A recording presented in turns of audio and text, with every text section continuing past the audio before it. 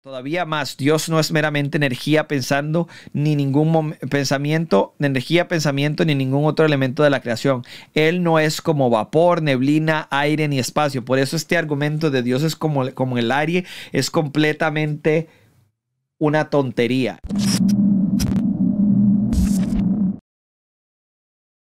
Y bueno, vamos a leer. Espiritualidad, atributos que describen el ser de Dios. Los seres humanos a menudo se han preguntado ¿de qué está hecho Dios? ¿Está hecho de carne y de sangre como nosotros? Ciertamente que no. Eso es lo que creen los mormones, ¿ok? ¿Cuál es entonces el material que forma un ser? Es su ser.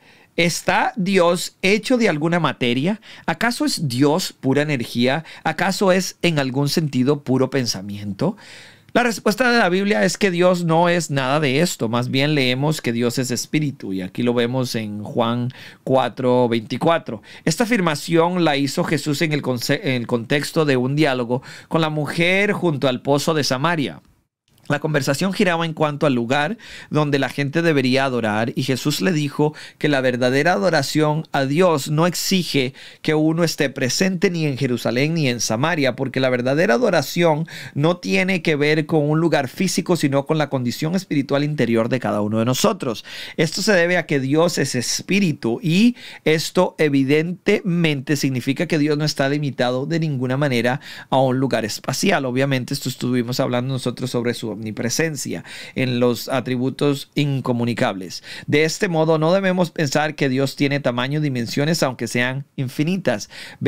Y esto es lo que estuvimos hablando. No debemos pensar que la existencia de Dios como espíritu significa que Dios es infinitamente grande. Por ejemplo, porque no es una parte de Dios, sino el todo de Dios que está en todo punto del espacio. Y que aquí nos da una referencia sobre el Salmo 139 del 7 al 10 que ustedes pueden leer en su tiempo personal. Tampoco debemos pensar que la existencia de Dios como espíritu quiere decir que Dios es infinitamente pequeño, porque ningún lugar del universo puede rodearlo ni contenerlo. Así que no se puede pensar correctamente del ser de Dios en términos de espacio. Como quiera que sea, entendemos su existencia como espíritu. También hallamos que Dios le prohíbe a su pueblo que piense de su existencia misma en similar a alguna otra cosa de la creación física. Esto es lo que nosotros llamamos que Dios tenga otredad. Otredad, ¿ok? Leemos los 10 mandamientos y nosotros sabemos que Él dice: no hagas ningún ídolo ni nada que guarde semejanza con lo que hay acá. ¿Por qué? Porque esto le quita la majestuosidad. Esto lo encontramos en Éxodo 20, 4 al 6. Esto le quita la majestuosidad a Dios. Dios no es un ser que se pueda encapsular en el pensamiento humano. Es más, Él dice: mira el firmamento, mira las estrellas, mira el cielo y date la cuenta de la grandeza de Dios. Esta idea de mirar al cielo, de mirar al firmamento, es darse cuenta de la inmensidad de Dios. No es para compararlo con el cielo o con los astros, sino es para darnos cuenta de que capturar la esencia de Dios es posible, pero no es posible entenderlo completamente. El lenguaje de la creación en este mandamiento, arriba en el cielo o abajo en la tierra o en las aguas debajo de la tierra, es un recordatorio de que el ser de Dios, su modo esencial de existencia, es diferente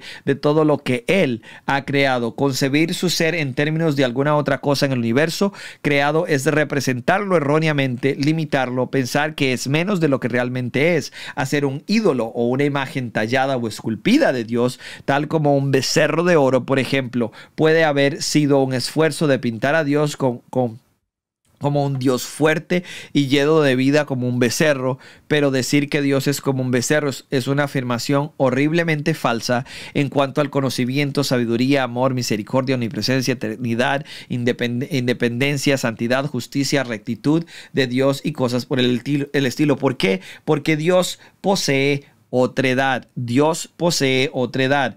En verdad, en tanto que podemos decir que Dios ha hecho toda la creación para que cada parte de ella refleje algo de sí, del mismo carácter de Dios, ahora debemos afirmar que pintar a Dios como si existiera en una forma o modo de ser que se parezca a alguna otra cosa en la creación es pensar de Dios de una manera horriblemente desorientadora y deshonrosa.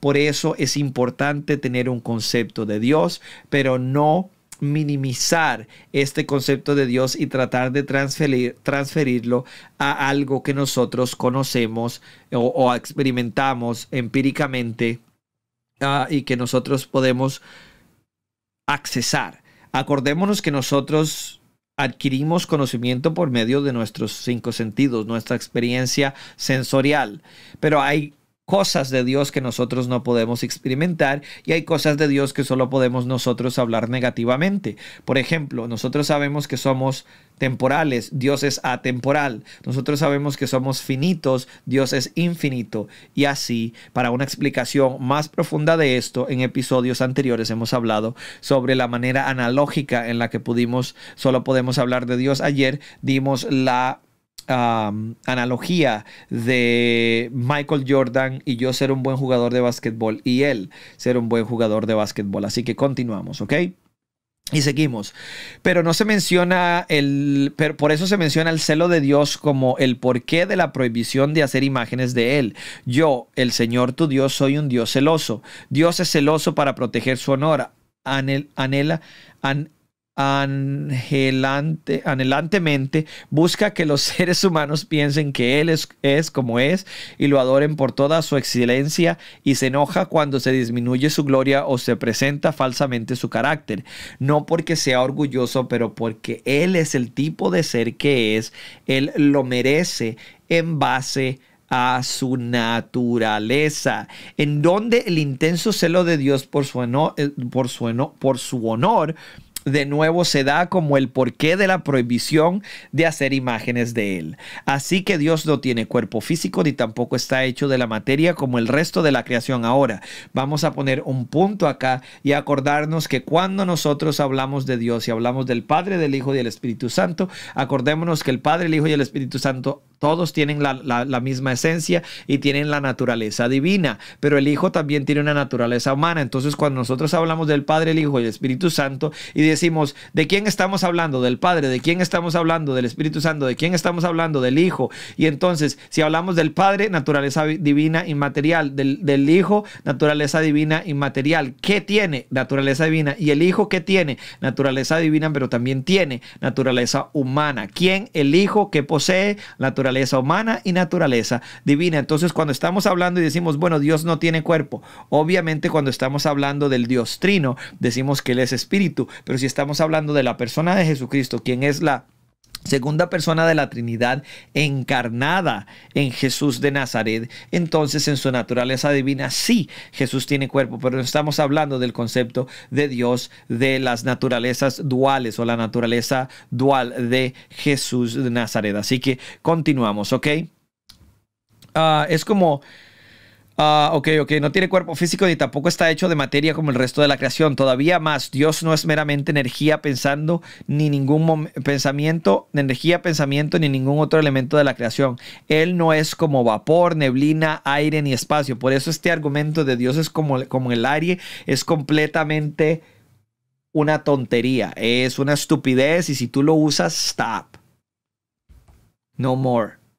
Dios es como el aire, stop. Es una idiotez. ¿Ok? Estás advertido, no lo uses más. ¿Ok? Seguimos. El ser de Dios ni siquiera es exactamente como nuestro espíritu, porque este es algo creado que evidentemente puede existir solo en un lugar a la vez. ¿Ok? En lugar de todos estos conceptos, ¿ok?, acerca de Dios, debemos decir que Dios es espíritu. Signifique lo que signifique, es una clase de existencia diferente, una vez más, otredad, a todo lo demás de la creación. Es una clase de existencia muy superior a toda nuestra existencia material. Podemos decir que Dios es puro ser o ser actos puros o acto puro, o la plenitud o esencia de su ser. Además, esta clase de existencia no es menos real ni menos deseable que nuestra existencia propia. Es más, como les expliqué antes, Dios, la inmaterialidad divinidad de Dios o la espiritualidad de Dios o la realidad inmaterial es más real que lo material en base a que Dios es espíritu, Dios es inmaterial. Más bien es más real y más deseable que la existencia material e inmaterial de toda la creación. Antes que hubiera alguna creación, Dios ya existía como espíritu. Su propio ser es tan real que puede hacer que todo lo demás cobre existencia. ¡Boom! Vamos a poner esto en anaranjado, en amarillo. Vamos a decirles a ustedes que pongan una captura en esta frase. La espiritualidad de Dios quiere decir que Dios existe como un ser que no está hecho de materia alguna, no tiene ni partes ni dimensiones. Nuestros sentidos corporales no lo pueden percibir y es más excelente que cualquier otra clase de existencia. Amén, amén y amén. For that.